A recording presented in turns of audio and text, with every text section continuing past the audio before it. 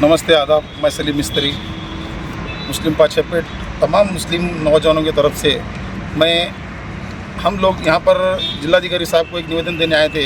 जैसा कि हमारे वकील साहब ने बताया कि एक कुत्ता बोलकर जिसे संबोधित किए हैं, मैं समझता हूँ कि रास्ते पर फिरने वाला कुत्ता भी अगर हम उसे एक आधी रोटी खिलाएं तो रात अगर अपन कभी भी उसके सामने से गुजरे तो वो अपने को भौंकता नहीं। और मुझे तो ऐसा लगता है ये तो पाड़ी कुत्ता है, ये तो पाला हुआ कुत्ता है।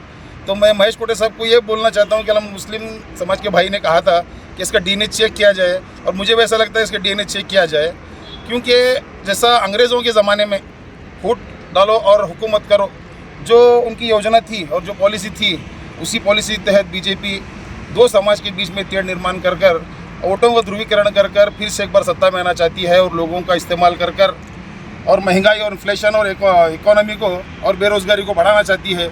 तो मैं तमाम भाइयों से गुजारिश करना चाहता हूँ कि इनके बहकावे में मत आएँ। सिर्फ़ और सिर्फ ये हिंदू भाइयों का इस्तेमाल कर फिर से एक बार सत्ता में आकर लोगों को नुकसान पहुँचाना चाहते हैं। ये हिंदू भाई भी जानते हैं कि मुसलमान उनका कुछ नहीं बिगाड़े और मुसलमान कुछ नहीं करता। मुसलमान जितना शांति से इस देश में रहता है ये हिंदू भाई भी जानते हैं। और हमारी जो गंगा जमनी तहजीब है इसको हम बरकरार रखना चाहते हैं और हम बरकरार रखने की कोशिश करेंगे और क़यामत तक इसको बरकरार रखने की कोशिश करेंगे। हिंदुस्तान हमारे सब का है, किसी एक का नहीं। तो हम चाहते हैं कि ऐसे लोगों के बहकावे में न आएँ। और जैसा अंग्रेज़ हुकूमत करना चाहती थी कि दो समाज के बीच में तेड़ निर्माण कर हुकूमत करना, भाई भाई को आपस में लड़वाना, वैसा ही बीजेपी वैसी कोशिश कर रही है। तो मैं इसका निषेध करता हूँ और हमारे हिंदू भाइयों से अपील करता हूँ कि इनके बहकावे में न आएँ। और राजेश कोटे ने एक बात कही थी, देवेंद्र कोटे ने एक बात कही थी कि नई ज़िंदगी और शास्त्री नगर में 50,000 बांग्लादेशी घुसपैठिए रहते हैं बोलकर। तो मैं शासन और प्रशासन से विनती करना चाहूँगा कि देवेंद्र कोटे, शायद मुझे ऐसा लगता है कि वही 50,000 लोगों को लाकर यहाँ पर बसाया हुआ है वोट बैंक के तौर पर। तो मैं ये चाहता हूँ कि उसकी तफ्तीश की जाए कि हिंदुस्तान में किस रास्ते से वो बांग्लादेश से मुसलमानों को लाकर यहाँ पर रखा है, और देवेंद्र कोटे को साथ में लेकर जो 50,000 बांग्लादेशी यहाँ पर मौजूद हैं उनकी तफ्तीश कर उन्हें जल्दी से जल्द देश के बाहर निकाला जाए। वरना इस बोलने पर, इस वक्तव्य पर उस पर कड़क से कड़क कार्रवाई की जाए। इतना कहते हैं। दिनांक 1/5/2024 रोजी योगी आदित्यनाथ यांची सभा वल्याड ग्राउंड कर्णिकनगर येथे होत असताना त्यामध्ये एक भाजप प्रवेश केलेला कुत्रा, त्याचं नाव मला घ्यायला नको इच्छितो,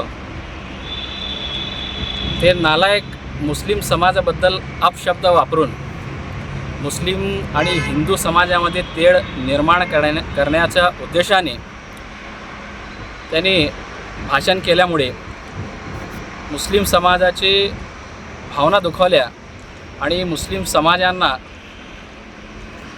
वेगवेगळ्या पद्धतीने त्यांनी ब्लेम करून त्यांना जिहादी म्हणून, लांड्या म्हणून अशा प्रकारचे शिवीगाळ्या देऊन त्यांनी मुस्लिम समाजाची भावना दुखावलेली आहे। आणि सोलापूरच्या कायदा व सुव्यवस्थेला गालबोट लावण्याचा प्रयत्न केल्यामुळे आम्ही मुस्लिम पातशाहपेठ बीबी फातिमा एज्युकेशन ट्रस्टच्या वतीने सर्व आमचे मुस्लिम बांधव नागरिक सगळे मिळून इथं माननीय जिल्हाधिकारी यांच्याकडे त्या कुत्र्याबद्दल त्याच्या विरुद्ध गुन्हा दाखल करण्याकरिता व त्याला अटक करावा अशा प्रकारे निवेदन आम्ही माननीय जिल्हाधिकारी यांच्याकडे दिलेलं आहे। आणि जिल्हाधिकारी साहेबांना आमची विनंती आहे की त्यांच्या विरुद्ध गुन्हा दाखल करून त्याला अटक करण्यात यावा। कोणाच्या विरुद्ध त्याचं नाव तर सांगावे आपण? देवेंद्र राजेश कोठे यांनी मुस्लिम समाजाबद्दल अपशब्द वापरून शिवीगाळ करून दोन्ही समाजामध्ये, हिंदू मुस्लिम समाजामध्ये तेढ निर्माण करण्याचा प्रयत्न केलेला आहे।